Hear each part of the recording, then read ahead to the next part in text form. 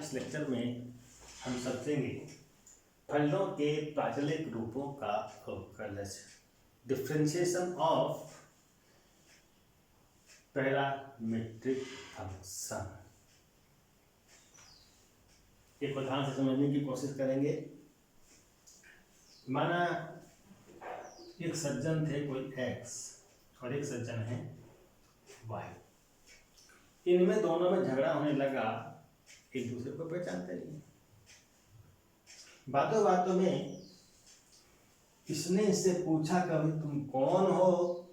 इसने कहा मैं टी का पुत्र हूँ। वाई ने कहा मैं टी का पुत्र हूँ। इनमें क्या संबंध है?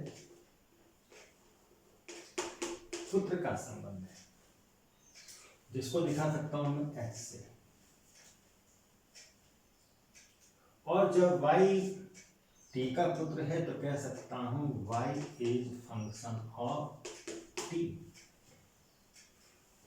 इसने इससे पूछा भाई तू कौन है? उसने कहा मैं भी t की पुत्री हूं। क्या कहा इसने? मैं भी t की पुत्री हूं। यानी x और t में क्या संबंध है? पुत्री का संबंध। इस संबंध को कहा हमने ठीक से। तो x क्या हो गया? x is also function of t। तो इन दोनों ने कहा भाई हम क्यों झगड़ा कर रहे हैं, हम तो आपस में रिश्तेदार हैं। इन दोनों में क्या संबंध हो गया? इन दोनों में संबंध हो गया, ये इसका क्या है? भाई। यानी पहले इनको पता नहीं था हम आपस में कौन है। इसने बताया कि भाई तुम भाई हो। अगर यह पुत्र का संबंध इन दोनों के बीच में न होता और पुत्री का संबंध इन दोनों के बीच में न होता तो क्या संबंध का पता चलता? नहीं चलता। इस संबंध को कहा मैंने एफ से।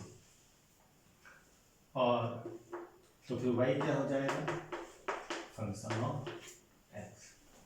यानी दो राशियां x और y एक दूसरे से सीधे संबंधित न हो बल्कि किसी तीसरे के माध्यम से संबंधित हो तो x ऐसे फलनों को हम प्राचलिक फलन कहते हैं। फिर समझिए, लिखा है हमने दो चर राशियां x और y एक दूसरे से सीधे संबंधित न होकर किसी तीसरे के माध्यम से आपस में संबंधित होती हैं तो ऐसे फलनों को हम प्राचलिक फलन पैरामीट्रिक फंक्शन कहते हैं।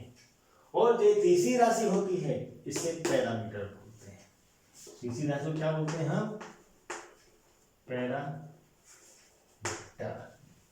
यही जो है इन दोनों के बीच संबंध बनाने का कार्य करता है। तो हम कह सकते हैं कि यदि y is function of t, y is function of t और x is function of t, x is function of t, संबंध अलग है तो संकेत बदलेगा, यहाँ h यहाँ g।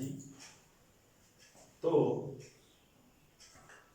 फिर ये दोनों इस तीसरे के फलन अवश्य होंगे। y is function of t, क्या काम ने?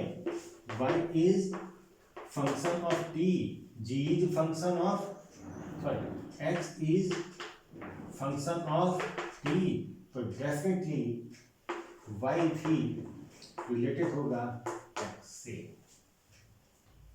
तो ऐसी दशा में y और x जो फंक्शन हैं ये पैरामीट्रिक फंक्शन कहलाएंगे क्योंकि इनका संबंध किसी तीसरे के माध्यम से आपस में जुड़ा है।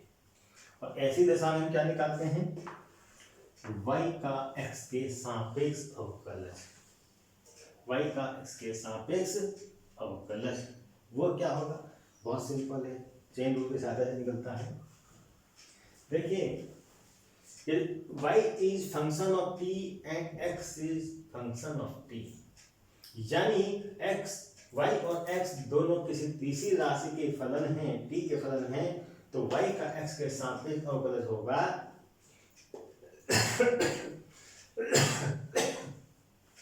dy by dx।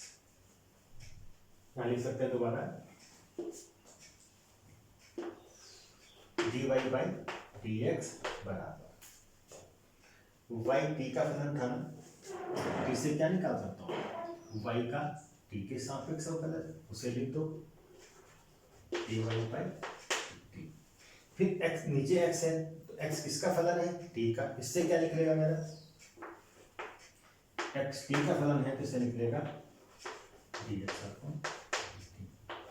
को डिवाइड याद करना बहुत आसान है, y फंक्शन ऑफ t, तो y का t के सापेक्ष डेरिवेटिव dy dt, हर में क्या है x, dx है, x को देखेंगे x is function of t, तो x का डेरिवेटिव t के सापेक्ष dx अपॉन dt, बीच में बटे था, बटे पड़ा रहेगा। तो dy बाई dx निकालने के लिए पैरामीट्रिक फंक्शन का क्या करेंगे, अंश में y है तो y का डेरिवेटिव t के सापेक्ष, हर में x है dx है तो x का डेरिवेटिव t के सापेक्ष, आसानी से याद भी हो जाएगा। यानी dy बाई dx बराबर dy बाई dt बटा dx अपॉन dt। इस सूत्र के द्वारा हम सवालों पैरामीट्रिक फंक्शन का डिफरेंशिएशन करेंगे। ये थ्योरी लिखी है, इसको लिख लेंगे।